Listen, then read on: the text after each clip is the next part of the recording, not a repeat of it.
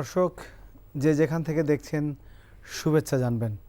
সমসাময়িক গুরুত্বপূর্ণ বিষয় নিয়ে এনটিভির আজকের আলোচনার আয়োজনের আয়নায় আমন্ত্রণ জানাচ্ছি চোখ রাখার, সাথে থাকার। আইএফআইসি ব্যাংক এই সময়ের সঙ্গে থাকছি আমি, হাসান মাহমুদ। দর্শক, বিভিন্ন বিষয়ে আমরা এই সমসাময়িক যে আলোচনার অনুষ্ঠান সেটাতে আলোচনা করে থাকি এবং সেই আলোচনার মধ্যে আমরা তিনজন অতিথিকে আজকে স্টুডিওতে আমন্ত্রণ জানিয়েছি, তাদের সাথে আলোচনা করব। কিন্তু তার আগে একটু বলে রাখছি, দেশের বর্তমান যে পরিস্থিতি, সেই পরিস্থিতিতে আসলে নির্বাচন কতটা আসলে আইনশৃঙ্খলা পরিস্থিতি রয়েছে সেটি যেমন একটি বিষয়। 25 ডিসেম্বর তারেক রহমান দেশে ফিরছেন, সেটিও একটি মানুষের ভাবনার জায়গা।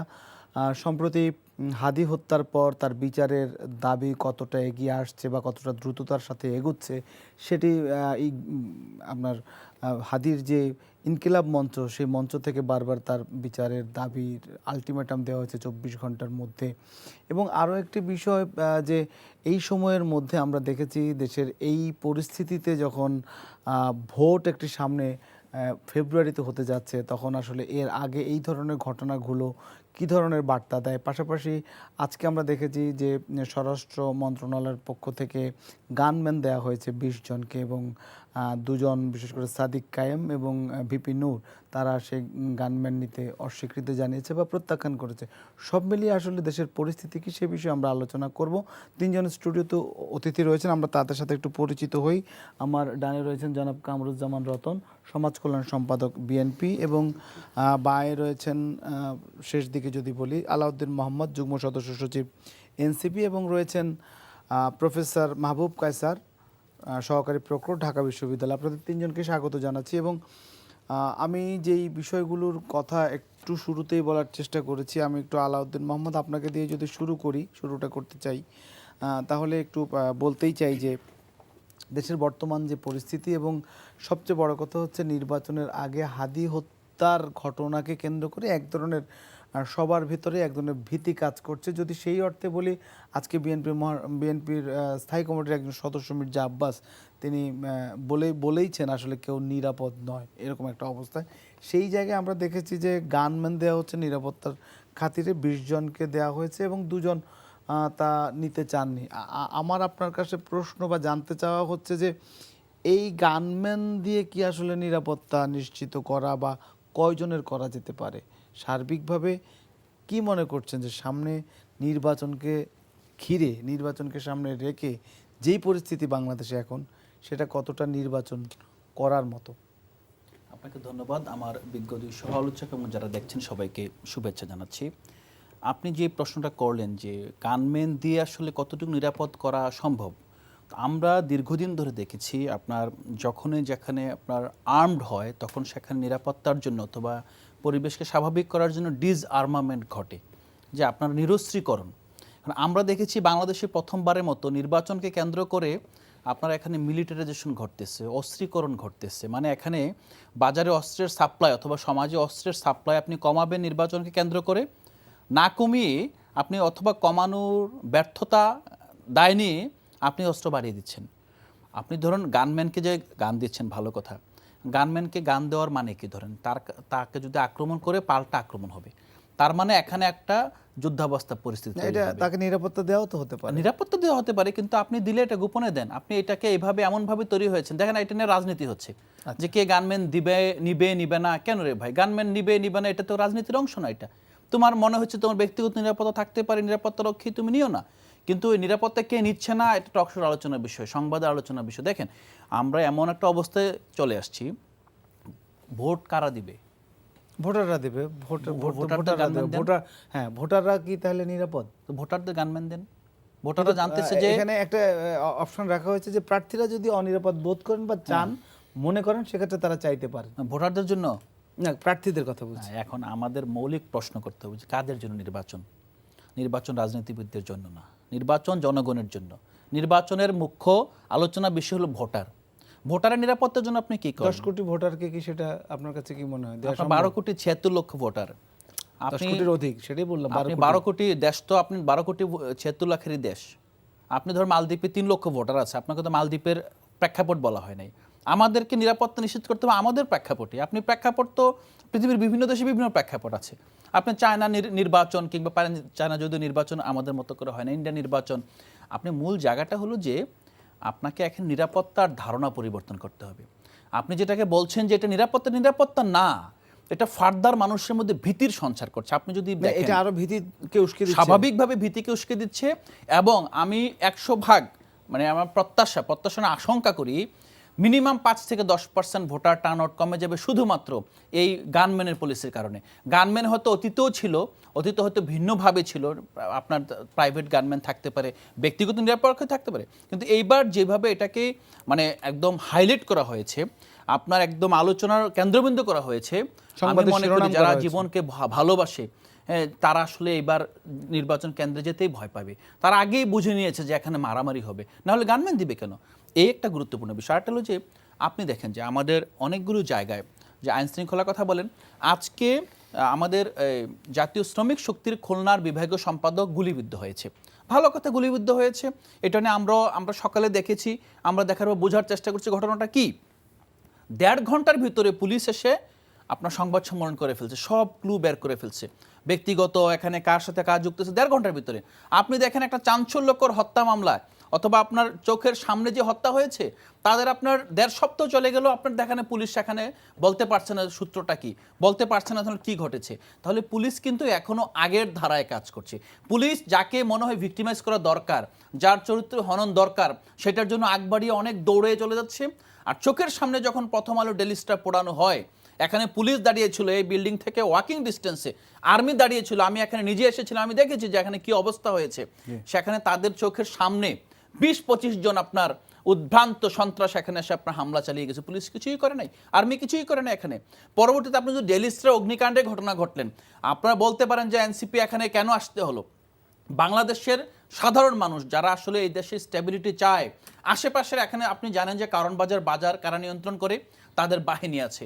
এখানে অনেকেরই আপনার ইনফরমাল আপনার ক্যাডার গ্রুপ আছে, তারা তো এই খবর পাওয়ার 3-4 ঘন্টার ভিতরেও যদি মনে করতে যে না আমাদের রাষ্ট্রীয় সম্পদ হেফাজত করতে হবে, আমি কোনো ব্যক্তি কোনো দল কাউকে ইঙ্গিত দিচ্ছি না, আমি বলছি যে আমাদের সোশ্যাল ফেব্রিকটা যেভাবে নষ্ট করা হচ্ছে, এটার সাথে প্রশাসন, রাষ্ট্রযন্ত্র, রাজনৈতিক দল যেভাবে যুক্ত হয়ে গিয়েছে, এই আর্ম করা অথবা ফার্দার গানম্যান দেওয়া, পাশাপাশি আমরা যেই পরিস্থিতি দেখেছি, এই পরিস্থিতি বাংলাদেশকে একটা অনিশ্চিত ভবিষ্যতের দিকে ঠেলে দিচ্ছে।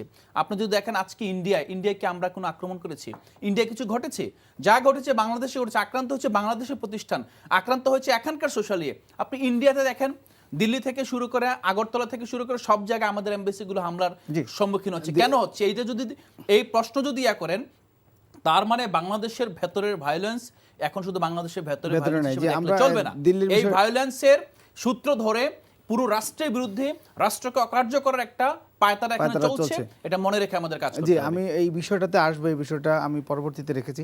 আমি জনাব কামরুজ্জামান রতন নিশ্চয় শুনলেন আসলে গানম্যান দেওয়ার বিষয়টা, যেটা তিনি বললেন যে এখন আসলে তার বক্তব্য অনুযায়ী নিরস্ত্রীকরণ করার কথা, অস্ত্র ধরার কথা, সেখানে উল্টো নিরাপত্তার জন্য অস্ত্র দেওয়া হচ্ছে।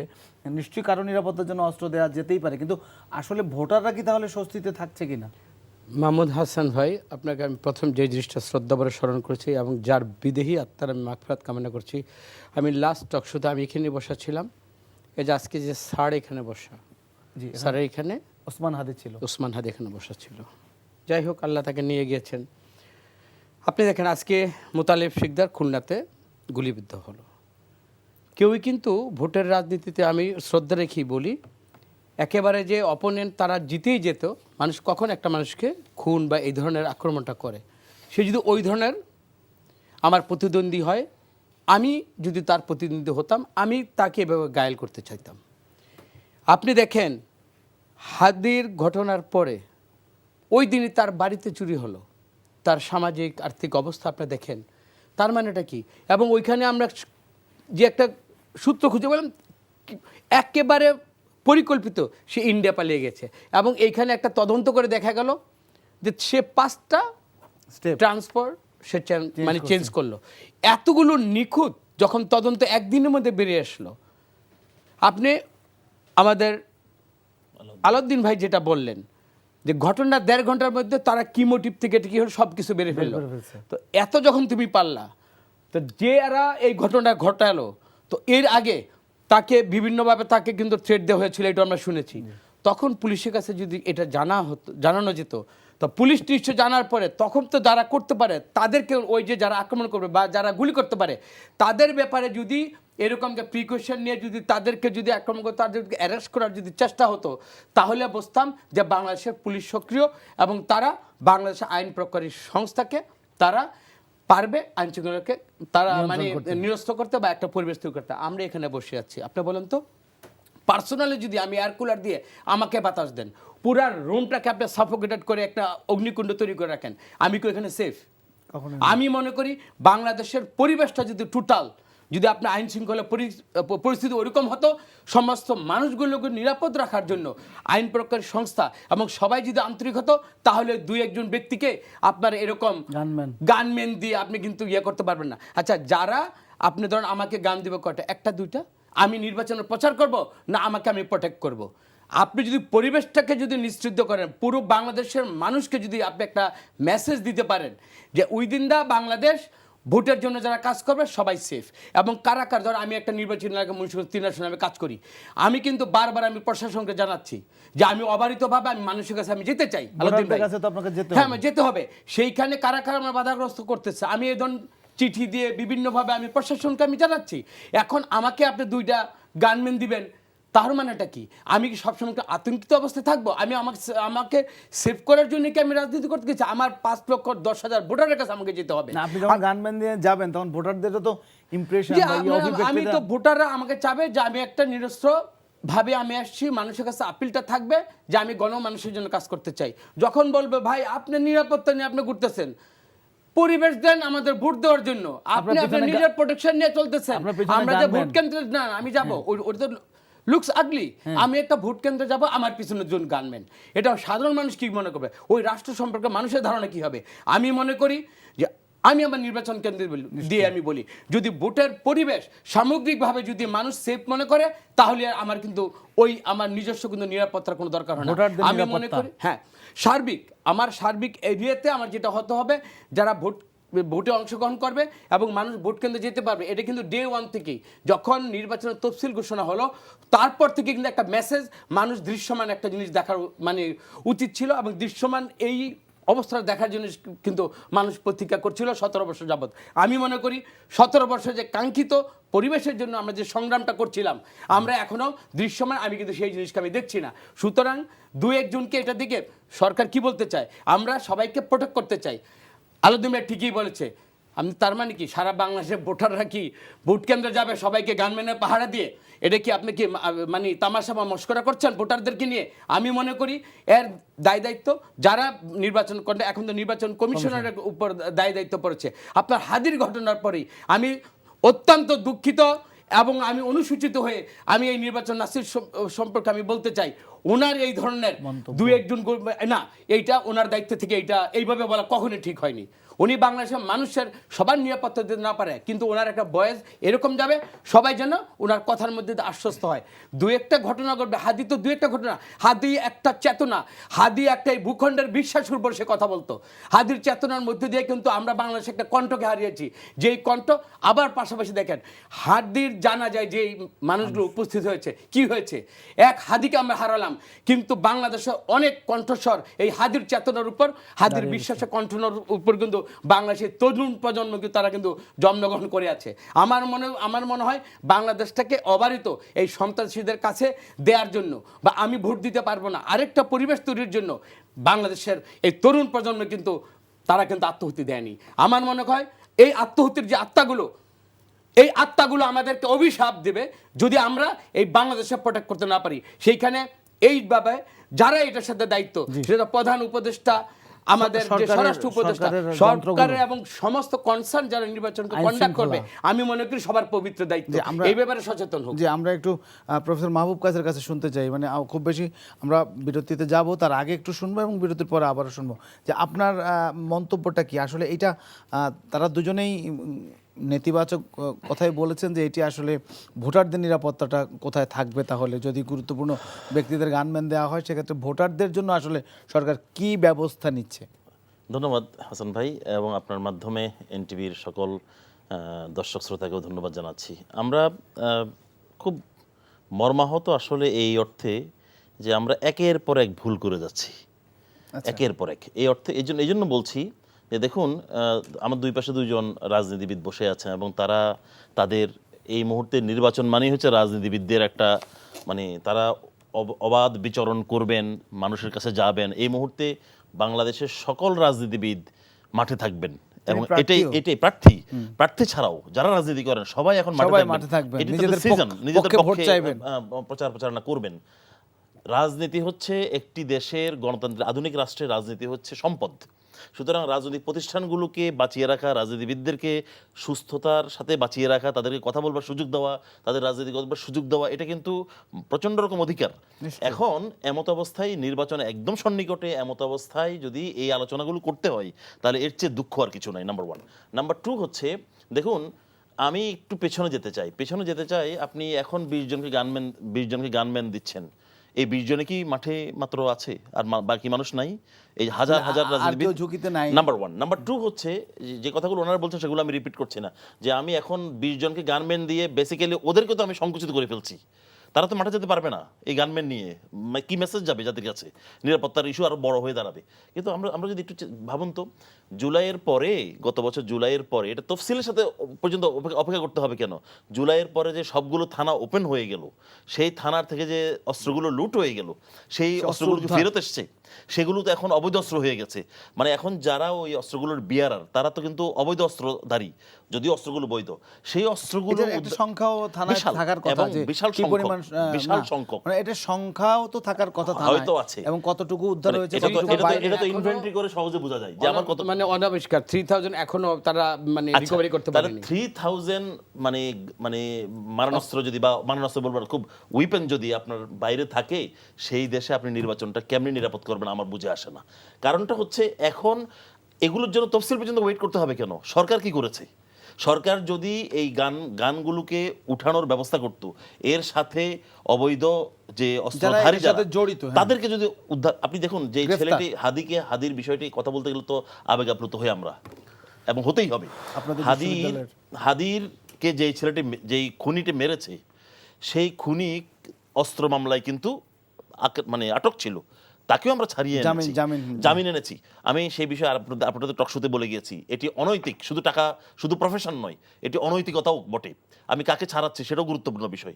নির্বাচনের আগ মুহূর্তে এরকম একটি বেইল কিভাবে পেল সেটিও কিন্তু এখন আশ্চর্যের বিষয়। সুতরাং আমরা যে কথাগুলো আপনি বলছেন যে এই 20 জন 25 জনের বিষয়টা, এখানে একটি বিষয় আমি আলাউদ্দিনের সাথে একটু মানে বিনয়ের সাথে ডিফার করি। দেখুন, যে দুইজন গান নিতে চায় নাই, তাদের যে যুক্তি, সেই যুক্তিটাও কিন্তু গুরুত্বপূর্ণ। এখন এই দুইজনকে দেখে 20 জন কি ছেড়ে দেবে কিনা আমি জানি না, যে তারা বলছে যে ইনসাফের জায়গাটা তো হয় না। আসলে এই কথাটা তো আমরা এখনই বলছি যে ইনসাফের জায়গাটা হয় না, আমাকে দিবেন বাকিদেরকে দিবেন না। একজন ভিপি নূর, একজন সাদিক, দুজনই এই কথা বলছেন যে এটা আমাদের জন্য নেওয়াটা শোভন নয়। সুতরাং আমরা মনে করি নিরাপত্তা শুধু কেবল ব্যক্তি বিশেষ নয়, নিরাপত্তা একটা প্রসেস, এটা একটা আবহাওয়ার ব্যাপার। আপনি ব্যক্তিকে টার্গেট না করে যে সূত্রগুলো থেকে, যে উৎসগুলো থেকে অস্ত্রগুলো আসছে, সেই অস্ত্রের উৎস বন্ধ করতে হবে। অস্ত্রের উৎসগুলো একদম সোজা সাপটা যদি বলি, এদেশের ডিজিএফআই, এদেশের এনএসআই, এদেশের সিআইডি, এরা অত্যন্ত এফিশিয়েন্ট, যেটা ভাই একটু করে বলছিলেন। এই তাদের কার্যক্রমগুলো কোথায়? আপনি দেখুন মানে যথেষ্ট সক্ষমতা রয়েছে। এই ইনস্টিটিউশনগুলো একদমই আমাদের মানে ব্যর্থ নয়। সুতরাং তাদেরকে রাজনৈতিকভাবে ব্যবহার করা হয় বলে তাদের এক ধরনের ওয়ান ডাইমেনশন মানে আচরণ দেখি। কিন্তু সত্যিকার অর্থে তাদের যে ট্রেনিং, তাদের যে কার্যক্রম, তাদের যে যোগ্যতা, সেই যোগ্যতার মিনিমাম যদি তারা অ্যাপ্লাই করে, সেই জন্য আমি সবসময় মনে করি বাংলাদেশ স্বাধীন হয়েছে, অনেক প্রতিষ্ঠান স্বাধীন হয়েছে, কিন্তু বাংলাদেশের পুলিশ আসলে স্বাধীন হয় নাই। এটা আমার মনে হয় সবসময়। কারণ হচ্ছে বাংলাদেশের পুলিশ সবসময় স্বরাষ্ট্র মন্ত্রণালয়ের একপাক্ষিক অধীনতায়, কোন রাজনৈতিক দলের অধীনতায় তারা চলে। হ্যাঁ, সরকারগুলো, রাজনৈতিক দলগুলো সরকার প্রতিষ্ঠা করে, কিন্তু এই সরকার মানে আপনাকে যেটা বলতে চেয়েছেন, এই সরকার উপদেষ্টারা যে মন্ত্রণালয় চালিয়ে যাচ্ছেন, পুলিশ কি মানে এটার সাথে ম্যাচ করছে বা নাকি তা বিপরীতভাবে চলছে? আপনি জি হাসান ভাই, পুলিশের ভিতরে আপনি একটু গবেষণা করেন, পুলিশের মনোবল, পুলিশকে এখন আপনি মনোবল চাঙ্গা করার কথা বলছেন, পুলিশ কি এখন কি ভিকটিম? পুলিশ তো মনে করে সে এখন ভিকটিম, যেখানে যায় সেখানে তখন মানুষ তাকে মানে এখন তার পেছনে গল্প আছে। কিন্তু পুলিশকে আপনি সামনে আনবেন কিভাবে? পুলিশকে তো মানুষ ভিকটিম মনে করে, পুলিশ নিজেকে ভিকটিম মনে করে। মনে করে যে আমি আক্রান্ত হচ্ছে, আমি কেন সামনে যাব, যেখানে যায় সেখানে। এখন এটার পেছনে তার নিজস্ব ব্যর্থতা আছে, তার প্রাতিষ্ঠানিক দুর্বলতা আছে, এবং দীর্ঘদিন ধরে 15-16 বছর ধরে আওয়ামী লীগ যেভাবে পুলিশকে ব্যবহার করেছে, তার আগেও পুলিশের মানে রাজনৈতিক ব্যবহার ছিল, কিন্তু বিগত সময়গুলোতে যে ব্যবহার ছিল, যার ফলে দেখুন একটা দেশ, আচ্ছা ক্ষমতার পালাবদল এর আগে হয় নাই বাংলাদেশে? হয়েছে তো, 4 বার তো হয়েছে।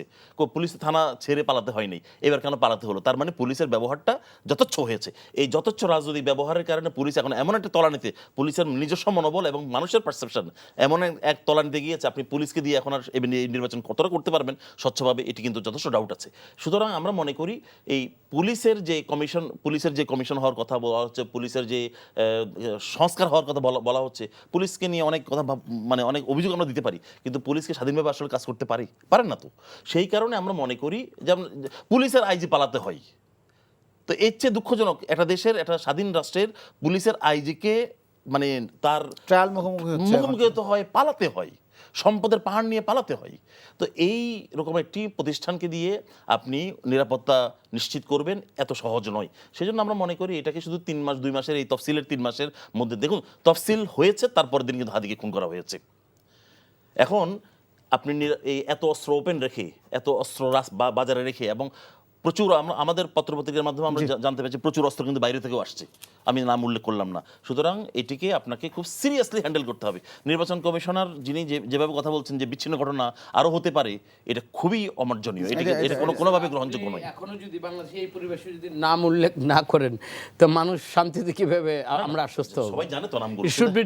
আমি বলি নির্বাচন কমিশনার যে নাসির ভাই যে কথাগুলো বলছেন যে বিচ্ছিন্ন ঘটনা, এই বিচ্ছিন্ন ঘটনার শব্দটা আমি নিতেই পারি না। চাই জনাব আলাউদ্দিন মোহাম্মদ, আপনার কাছে একটু যেতে চাই যে আলোচনায় আমরা ছিলাম নির্বাচন নিয়ে, এবং বিশেষ করে গানম্যান দেওয়ার বিষয়টি আজকে বেশ আলোচিত হচ্ছে, যে যারা অনিরাপদ বোধ করছেন তাদের 20 জনকে দেওয়া হয়েছে, এবং যদি প্রার্থীরা চান যারা নির্বাচন করবেন তারা নিতে পারবেন। সেক্ষেত্রে আসলে কত প্রার্থীকে দেওয়া যেতে পারে? বাংলাদেশে কতজন প্রার্থী হয়? 300 আসনে যদি যে দলগুলো আছে স্বতন্ত্র আছে, সে তো অনেক প্রার্থী হয়, সেই যারা চাইবেন তারা দিতে পারবেন। এটা কি সম্ভব কিনা এক? দ্বিতীয় কথা হচ্ছে, নির্বাচন যত ঘনিয়ে আসছে এই বিষয়গুলো কি আসলে এক ধরনের জননিরাপত্তার প্রতি এক ধরনের মানে একটা ভীতি তৈরি করছে কিনা, এটা হচ্ছে একটা বিষয়।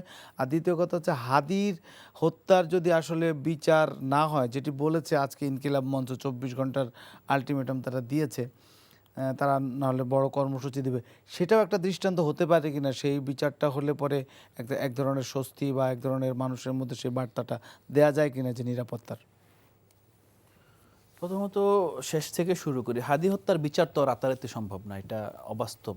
তার আপনার এখানে পুলিশের অ্যাকশন দেখতে হবে, যে পুলিশ আসলে অ্যাকশনে গিয়েছে কিনা। এমন না আরো যারা এখন এসে দেখেন আলাউদ্দিন, এখন প্রথমে বলা হচ্ছিল মানে একটা জায়গা থেকে দেশের বাইরে চলে গেছে, এখন কিন্তু আবার বলা হচ্ছে দেশেও থাকতে পারে। মানে এই মানে হঠাৎ করে দেশের বাইরে একটা পক্ষ হঠাৎ করে এই ধরনের বার্তা ছড়িয়ে দেওয়া হলো। আমরা দেখলাম যে হাদির হত্যাকারীরা বাইরে চলে গেছে।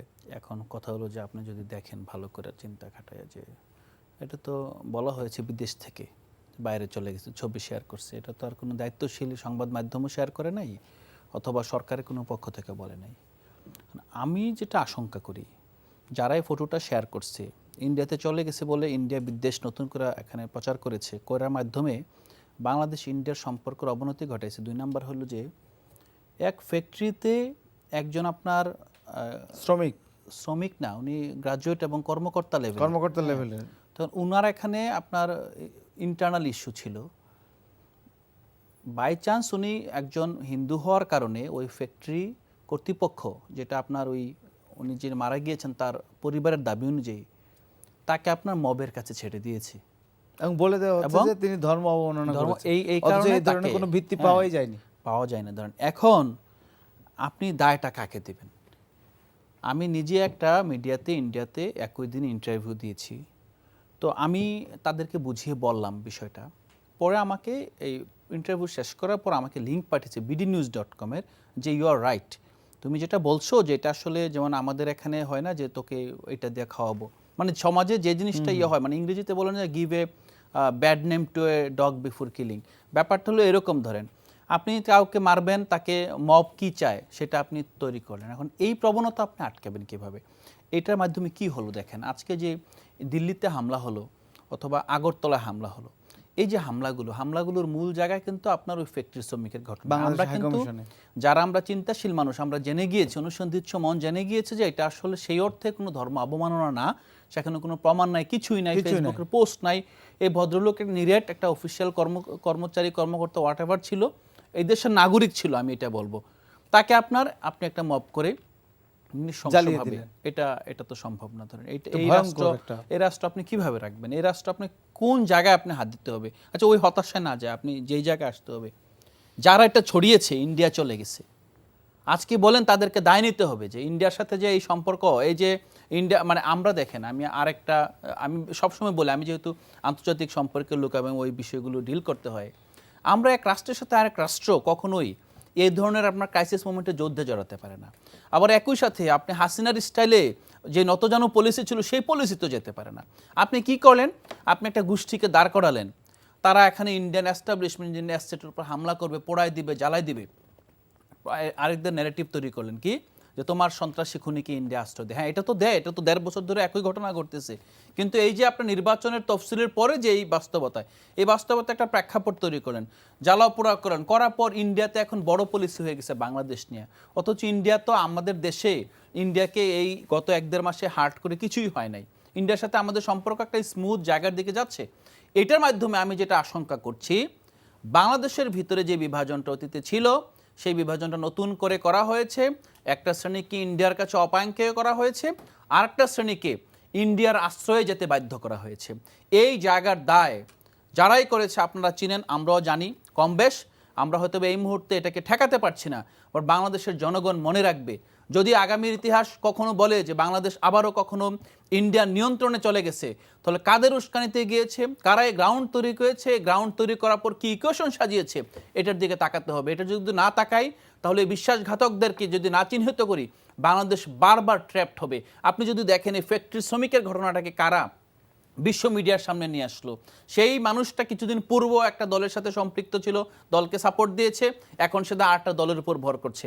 আমি কোন রাজনৈতিক দল, আমিও নিজেও যেহেতু রাজনীতিতে নেমেছি, আমাদের রাজনৈতিক দলের হয়তো অনেকগুলো ভুল থাকবে সাংগঠনিক বিভিন্ন জায়গায়, কিন্তু অ্যাট দ্য দিন শেষে আমাদের মানুষের কাছে যেতে হয়, মানুষের কাছে দায়বদ্ধতা আছে। মানুষ যদি আমাদেরকে বলে আমরা সন্ত্রাসের প্রশ্রয় দিই, আমরা যদি ধর্মান্ধতা প্রশ্রয় দিই, মৌলবাদ প্রশ্রয় দিই, হোয়াট এভার ধরেন রাষ্ট্রবিরোধী কাজে প্রশ্রয় দিই, আমাদের রাজনীতি থাকবে না। কিন্তু এই যে ইনফ্লুয়েন্সিয়ালরা তৈরি হয়েছে, আপনার যারা কি বলে ইনফ্লুয়েন্সিয়ার, আপনার এরা ইউটিউব, ফেসবুক বিভিন্নভাবে জনগণকে বিভ্রান্ত করছে, এই দেশের জনগণকে অ্যাক্টিভিস্ট কিভাবে আপনি এই যে মূলধারা মিডিয়া কিন্তু এখন পর্যন্ত আমরা দেখি মিডিয়ার শত সীমাবদ্ধতা সত্ত্বেও মানুষের কাছে সঠিকভাবে তথ্যটা পেশ করার চেষ্টা করছে, এখনো মিসগাইড করেনি। অন্তত রাষ্ট্রের মানে স্থিতিশীলতা, ভারসাম্য নষ্ট হয়ে যে ধরনের কেওয়াস তো লাগায় নাই। তারা হয়তো বা কোনো ন্যারেটিভে কাউকে ফেভার দেয়, এটা আসলে হয়তো বা আমরা এখন হ্যাঁ, এটা তো ব্যালেন্স করার বিষয় আছে।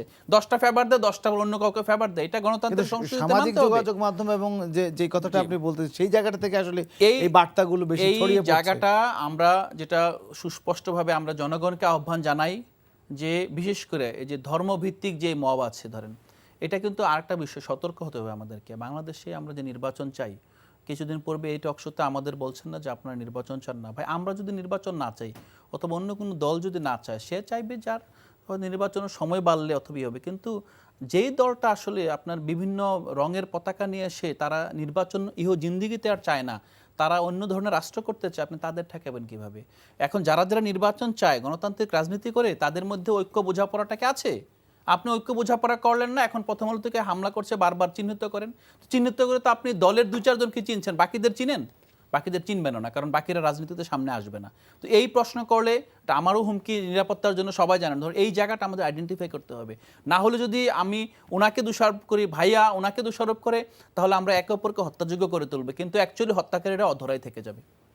জনাব কামরুজ্জামান রতন, শুনলেন আলাউদ্দিন মোহাম্মদ যেটা বললো, তাহলে দলগুলোর মধ্যে কি সেই ঐক্যটা রয়েছে যে এই আইনশৃঙ্খলা পরিস্থিতি যে মানে হঠাৎ করে না, আসলে 5 আগস্টের পরেই ধারাবাহিকভাবে হচ্ছিল, আন্দোলন চলছিল, অনেকগুলো আন্দোলনে সরকারকে মোকাবেলা করতে হয়েছে।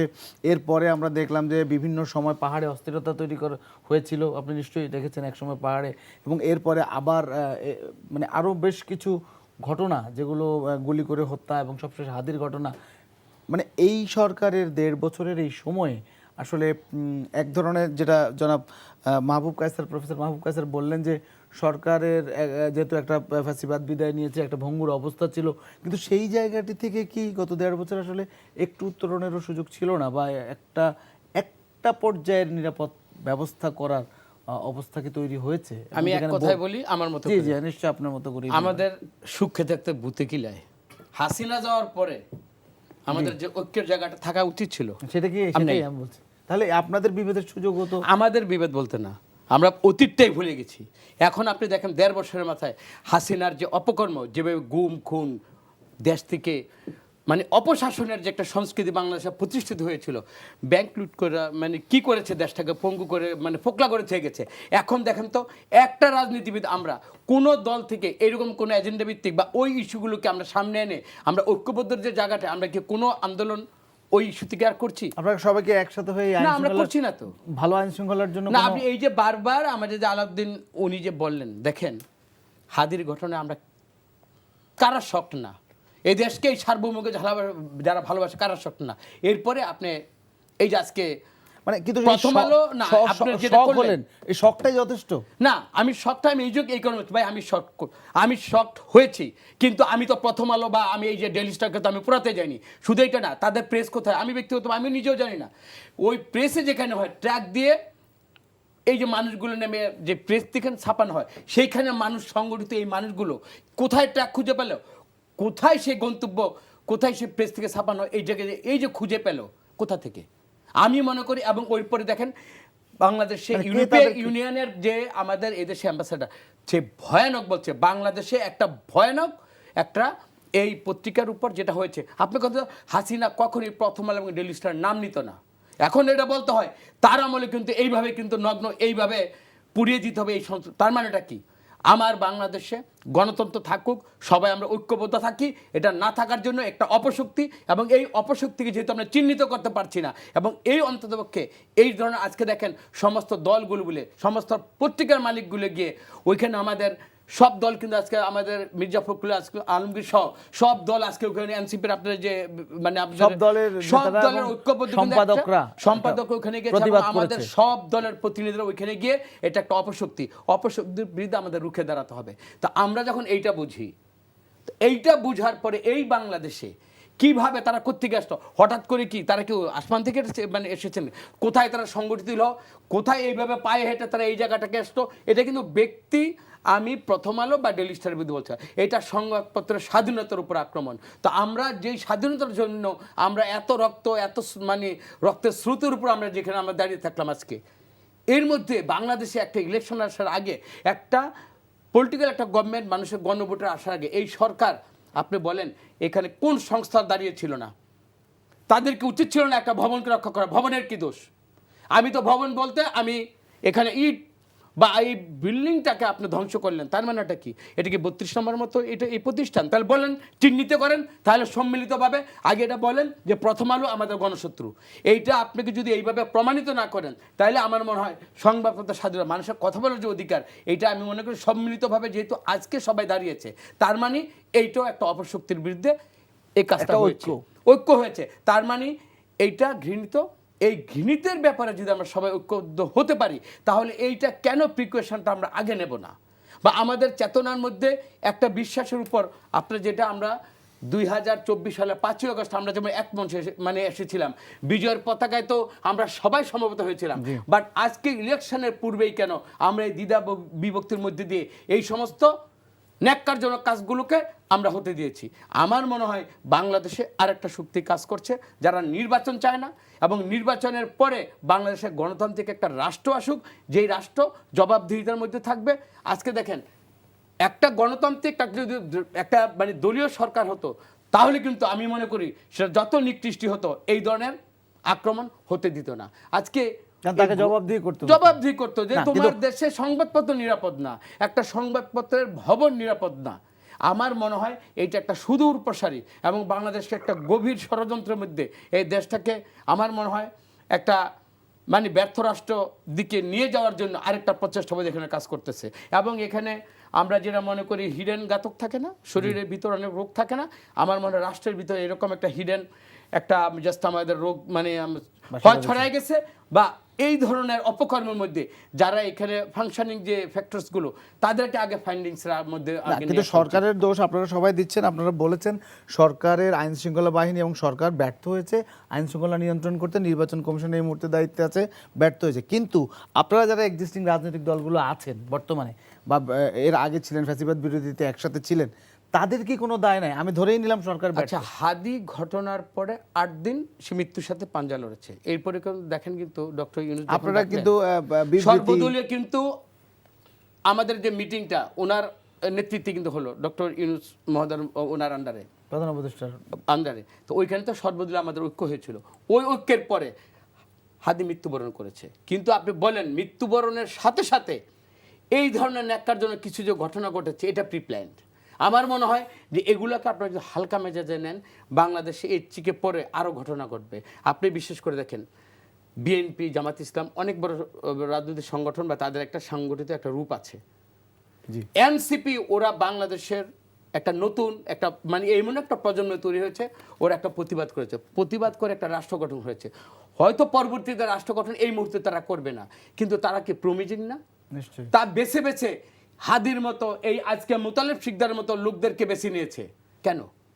তার মানে যারা প্রতিবাদ করবে, এই প্রতিবাদের শক্তিগুলিকে আগামী দিনে আমার মনে হয় অঙ্কুরে তাদের যে একটা মরালিটি, এই মরালিটিকে ধ্বংস করে দেওয়ার জন্য এই যে আজকে আলাউদ্দিন উনি যে আসলেন, আমি তো মনে করি যে আজকে আপনার এখান থেকে আমি হাদিকে হারিয়েছি, আল্লাহ মাফ করুক, আমি হারাতে পারি, আজকে আলাউদ্দিন হারাতে পারে।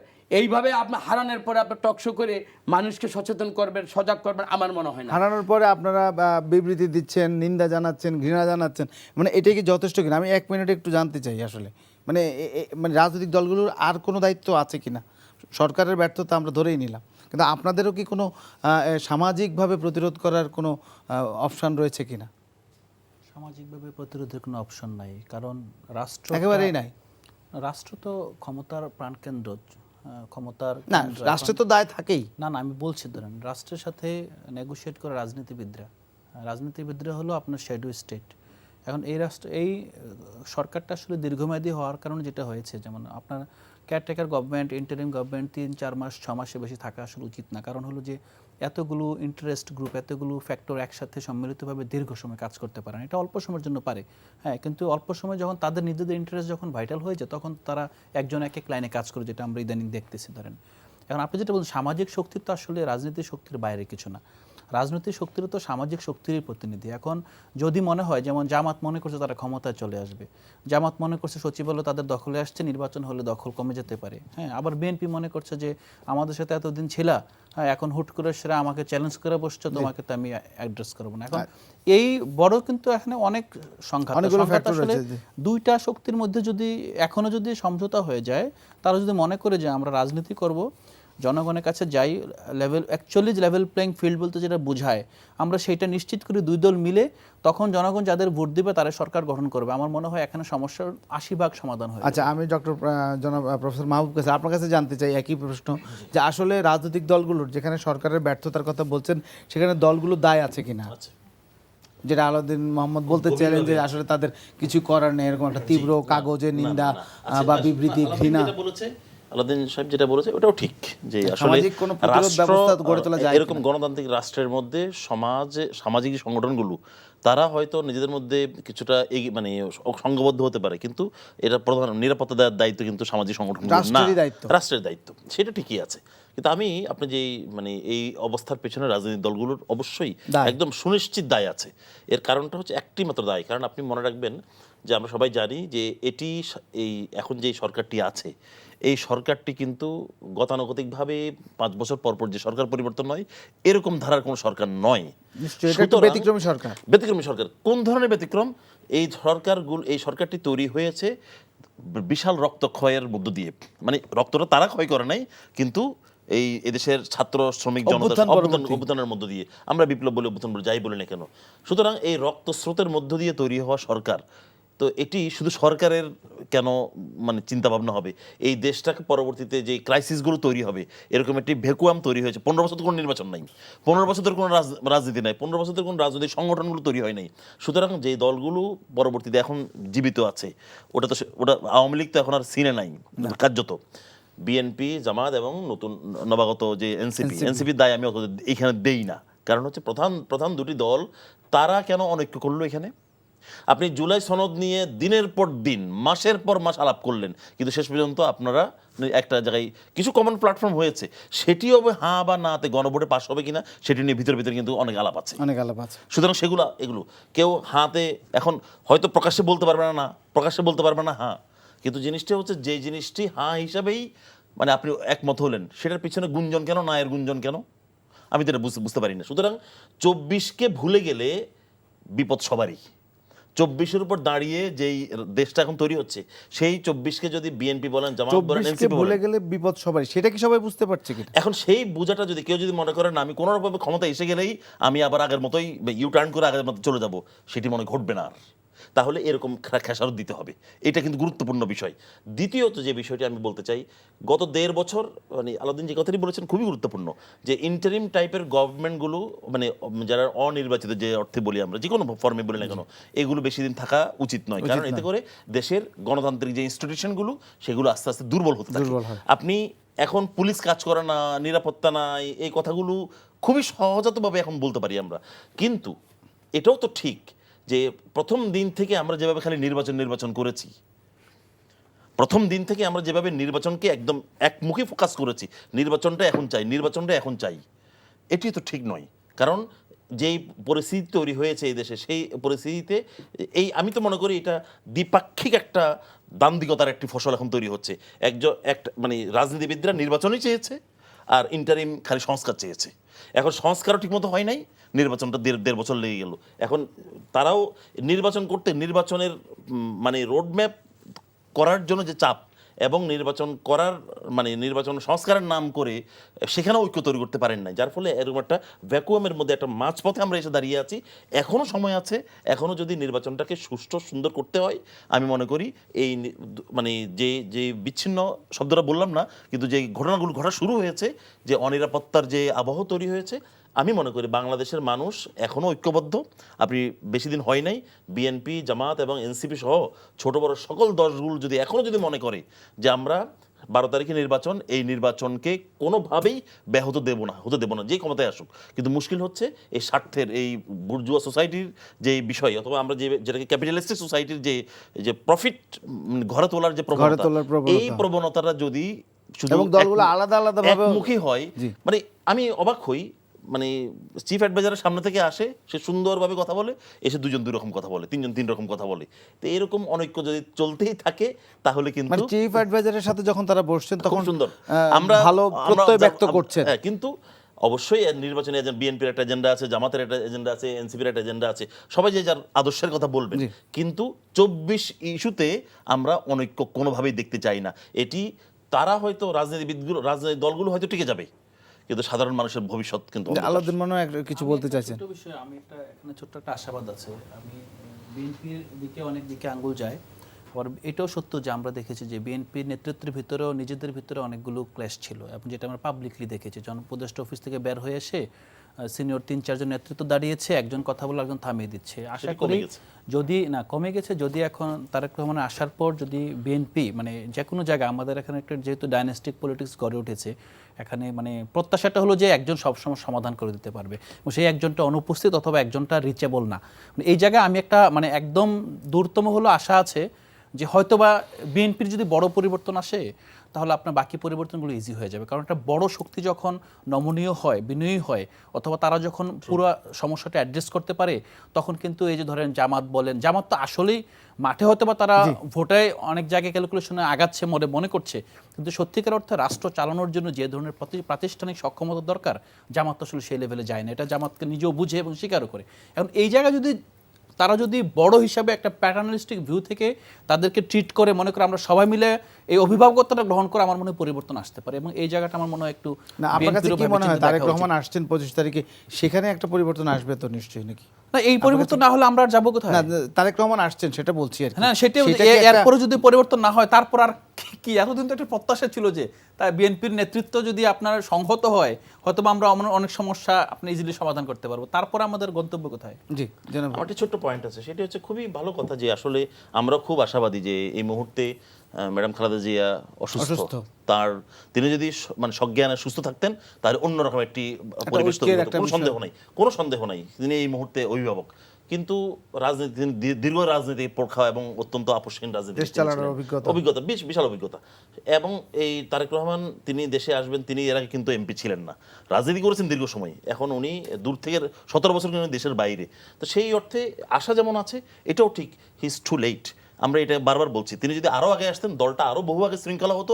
এই যেই ট্যাগিংগুলো এখন বিএনপি শিকার হচ্ছে, এই কি বলে এটা নাম, এই চাঁদাবাজ এটা ওটা বা দলের মধ্যে বিশৃঙ্খলা, এই বিশৃঙ্খলাগুলো নিঃসন্দেহে তারেক রহমানের একটা মানে প্রচ্ছন্ন এবং সরাসরি প্রভাবও দলের মধ্যে আছে। কিন্তু তিনি জিয়াউর রহমানের সন্তান এবং দলীয় প্রধান, এই সেকেন্ড প্রধান, সুতরাং দ্বিতীয় প্রধান, সুতরাং তিনি এসে এমন একটা সময় আসবেন যে সময়ে খুব অস্থিরতা টার্ময়েল, দ্বিতীয়ত নির্বাচন একদম সন্নিকটে। তিনি এসে কি সংস্কার কথা বলবেন, কি রাজনৈতিক গণতান্ত্রিক কি মূল্যবোধ পরিবর্তন আনবেন, তিনি তার দলকেই তো এখন মানে কান্ডারি ধরতে ধরতে সময় চলে আমরা একটু এই বিষয়ে একটু জনাব কামরুজ্জামান রতন আপনার কাছে শুনবো।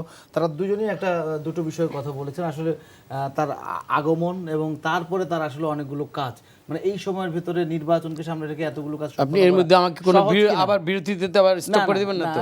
এক মিনিট একটু বলেন। আমি এইখানে আমি খুব বাস্তবধর্মী একটা আলাউদ্দিন মোহাম্মদ উনি একটা কথা বলেছেন। এতদিন কিন্তু দেখেন তারেক রহমানের সম্পর্কে একটা নেগেটিভ অ্যাটিটিউডে কিন্তু সারা বাংলাদেশের মানুষ সবাই কিন্তু একটা নেগেটিভ একটা ট্যাগিং দিয়ে কিন্তু ওনাকে কিন্তু রাজনীতি দূরে রেখেছে। আমাদের স্যার যেটা বললেন, it is too late, I think এটা স্যার ঠিক না। ওনার জায়গা থেকে আমি যতবার ওনাকে পার্সোনালি আমি কথা বলেছি, এই বাংলাদেশের মাটির জন্য ওনার যে অন্তরাত্মা যেভাবে না তার স্যার, আপনি যদি উনি তো এটা কি ইচ্ছাকৃত স্যার ওনার থ্রেটটা না, ওনার যে থ্রেটটা স্যার, এটা আমরা কিন্তু সবকিছু কিন্তু এইখানে আমার ভাষায় প্রকাশ, আমি কিন্তু এইখানে অনেক কিন্তু আমি বলতে পারছি না, বাট বাংলাদেশের মানুষের প্রতি এবং গণতন্ত্রের প্রতি তার যে কমিটমেন্ট, এইটা সাথে শুনেন এই বাংলাদেশে আমরা দেখি নেই অনেকগুলো বেনজির ভুট্টোকে অনেক থ্রেটের পরে কিন্তু তাকে কিন্তু আর কিন্তু পাকিস্তান কিন্তু মানে তাকে বাঁচাই রাখতে পারে নাই। নিশ্চয়ই তার উপর ওই রকম একটা থ্রেট যেটা আমি জানিও না বা ওই পরে বলতে পারবো না, বাট তারেক রহমান এই যে আসছেন, বাস্তবতা হলো আলাউদ্দিন উনি যেটা বললেন। এখন শুনেন প্রথম থেকে যা হয়েছে একটা গভর্নমেন্ট মানে ফেসিস চলে যাওয়ার পরে যেইভাবে বলা হয়েছে বিশৃঙ্খলা কোনটা, যে আমার জমি আওয়ামী লীগ নিয়ে গেছি, ওইটা আমি ফেরত পেয়েছি, ওইটাই আপনাকে দিয়েছেন একটা এক্সটর্শন বা আমি দখলবাজিতে গেছি। আমি বলি নাই তারেক রহমান 7,000 যখন বিদেশ থেকে যখন ব্যবস্থাটা নিয়েছে, আপনি দেখেন ওই সময়ের যে পরিস্থিতিটা আর বর্তমান পরিস্থিতি একই না, এর মধ্যে কিন্তু লাগাম টেনে ধরা হয়েছে। তারপর তারেক রহমানের উপস্থিতি এবং এখানে আলাউদ্দিন ঠিকই বলেছেন, আমরা যাব কোথায়? এই বাংলাদেশটা একটা সার্বভৌমের জন্য কাউকে না মানতে হবে। বেগম খালেদা জিয়া আমাদের ঐক্যের প্রতীক। এই সংগ্রাম বেগম খালেদার ফিজিক্যাল যে কন্ডিশনসটা, এটা তো ওনাকে আমরা মানব, বাট উনি ফিজিক্যালি যখন অ্যাক্টিভিটিস ফিল্ডে যখন দেখাতে পারবেন না, এটা তারেক রহমান আসছেন। আমি হোপফুলি ওনার কর্মী হিসাবে এই কথাটা বলবো না, আমি মনে করি তারেক রহমানের ভিতর যে চেঞ্জ আমি দেখছি, ওনার কথাবার্তার মধ্যে এখন দেখছেন যে ভিশনারি চেঞ্জ, এবং আমি এই চেঞ্জটাকে শুধু উনি কি বলছে আমি স্বপ্ন দেখি না, আমি বাস্তবায়নের জন্য আমি যা করব আমি পরিকল্পনা করব, তারপর বাস্তবায়ন করব, এইরকম ডিটারমিনেশন কিন্তু লন্ডনে যেটা 16 ডিসেম্বর উনি দিয়েছেন, আমি ব্যক্তিগতভাবে হাইলি ইমপ্রেসড, এবং এই উনি ইমপ্লিমেন্ট করে দেখাবেন। আমি বিশ্বাস করি আপনার অনিয়ারে আরেকটা আমি কথা বলে রাখলাম, সেই তারেক রহমান, ওই তারেক রহমানকে বাংলাদেশের মানুষ দেখবে। ওনার ল্যান্ডিংয়ের পরে আপনি মনে করেন ওইখানে থেকে দলকে যখন উনি ঐক্যবদ্ধ রেখেছেন, ফেসিস্ট কিন্তু হাসিনা এক জায়গায় ব্যর্থ হয়েছে, দলকে দ্বিধা বিভক্ত করতে পারেন। তারা দুজনেই কিন্তু বলেছেন যে উনি পারবেন। আচ্ছা অবস্থার পরিবর্তন হবে, আরেকটা কথা আমি বলবোই, এটা বলবোই, আপনি বলেছেন যে আমাদের মধ্যে অনৈক্য।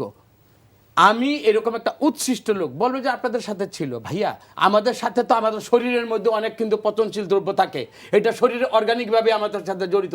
আমরা মেজর আক্তারের মতো লোক যারা সারা জীবন জামাতকে যা বলেছে, আলবদর শামস কিনা বলেছে, এখন সে বলেছে যে আমাকে নিয়ে আমাকে বাঁচিয়েছে। আপনি বলেন জামাতের মতো আদর্শিক সংগঠন তারা দাবিটা করে, মেজর আক্তারের মতো একটা পচনশীল ইয়াকে নিয়ে কি বার্তাটা, মানে কি বার্তাটা জনগণের মধ্যে দিল? রাজনৈতিক দলগুলোর মতো তাকে কি এই পচনশীল দ্রব্যকে তাকে হোয়াইট ওয়াশ করে তাকে জমজমের পানি দিয়ে কি তারা ওই জায়গায় নিয়েছে? তার মানে এই ধরনের বার্তা যদি দেয়, এরকম মানে কি বলবো, উচ্ছিষ্ট লোকদেরকে নিয়ে যদি গণতন্ত্র প্রতিষ্ঠা করতে চায়, আমি মনে করি এটা হবে না। আচ্ছা, না আরেকটা কথা বলি, এই যে হাদির ঘটনার পরে যারা বলেছে ভারতে পালিয়ে গেছে, এইটা আপনি দেখেন এডিশনাল আইজিপি খন্দকার রফিকুল ইসলাম একটা কথা বলেছেন যে না, এই ধরনের কোনো সংবাদ নিশ্চিত না। আমার মনে হয় ধরেন আমি একটা অপরাধ করলাম, একজনের একটা মানে অপপ্রচার চালালাম, বিদেশ চলে গেছে, তার মানে আমার উপর যেন নজরটা ওই পরিমাণ না থাকে। আমার মনে হয় খন্দকার রফিকুল ইসলামকে আমি সুফার, আমি যতটুকু ওনাকে চিনি, উনি যথার্থই বলেছে। এবং আমার সবচেয়ে জানেন, হাদি তো চলে গেল, হাদির ঘটনার পরে যা হয়েছে, কি কারণে হয়েছে, কারা পিছন থেকে এটা করেছে, তাদের আসল গন্তব্যটা কোথায়, এটা বের করতে হবে। নিশ্চয়ই সেটা চাই আমরা। আমার হাতে আসলে খুব বেশি সময় নেই, একটু করে একটু মানে কমপ্লিমেন্ট করতে হবে। সেটি হচ্ছে একদম তারেক রহমানের যে জনাব তারেক রহমানের যে চেঞ্জ এবং ওনার যে ভিশনারি, ওনার যে ম্যাচিউর কথাবার্তা এবং দলকে দূর থেকে উনি নিয়ন্ত্রণ করেছেন, লিড দিয়েছেন, একদমই ট্রু, কোনো সন্দেহ নেই। কিন্তু আমি যেটা বলার চেষ্টা করেছি সেটি হচ্ছে উনি নিরাপত্তার ইস্যু আছে, উনি নিজে খুব সুন্দর করে একটা ফেসবুক পোস্ট দিয়ে সুন্দর ব্যাখ্যা করেছেন। এটির পিছনে অনেক কথাবার্তা অনেকে বলেছে, কিন্তু সত্য যেটা সেটা হচ্ছে ওনার পিছনে অনেক শত্রুতা আছে, অনেক কিছু অবশ্যই আছে, ওনাকে তো আসলে জানা। কিন্তু আমি যেটা বলছি, উনি যদি কোনোভাবে যদি আরো আগে আসতে পারতেন তাহলে কিন্তু এইটা আপনি হাইপোথেটিক্যালি এইরকম কোন পারসেপশনের উপর তার একটা আসতে পারে না। রিয়েলিটি এবং আমার মাস ফিল্ডের অবস্থাটা কি, উনি শক করে ভাই বিদেশে থাকেন স্যার, আমি truly just I am speaking, এটা হতে পারে না স্যার। আর সময় দিতে পারছি না, আপনাদের সবাইকে ধন্যবাদ জানিয়ে আজকের অনুষ্ঠান এখানেই শেষ করছি। সবাই ভালো থাকবেন, সুস্থ থাকবেন, শুভরাত্রি।